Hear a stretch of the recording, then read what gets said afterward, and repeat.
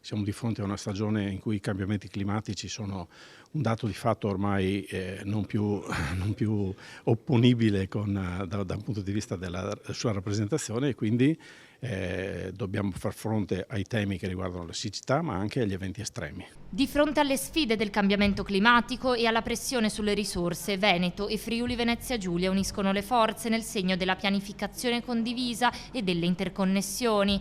Durante il convegno promosso da Confservizia Sesto Arreghena, istituzioni e gestori hanno ribadito che l'acqua non conosce confini amministrativi e richiede una vera strategia di area vasta. Al centro del dibattito l'evoluzione del MOSAF Veneto e del Masterplan del Friuli Venezia Giulia, strumenti nati per superare la frammentazione delle reti e garantire il soccorso idrico anche nelle situazioni più critiche. Questo significa avere una interconnessione con i centri acquedottistici, consente anche di andare a differenziare le risorse, quindi da quelle superficiali a quelle di falda, e quindi a dare ridondanza e sicurezza a tutto il sistema idrico.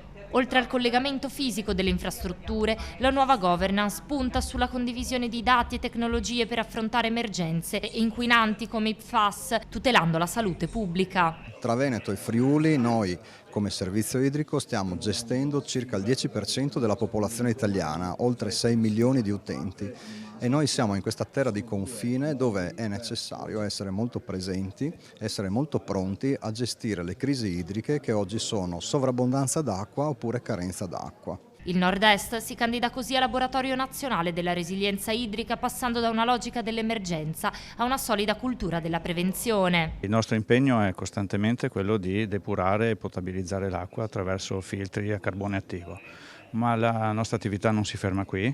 Dobbiamo pensare al futuro, dobbiamo pensare a una risoluzione radicale per appunto annullare la persistenza di questi forever chemicals.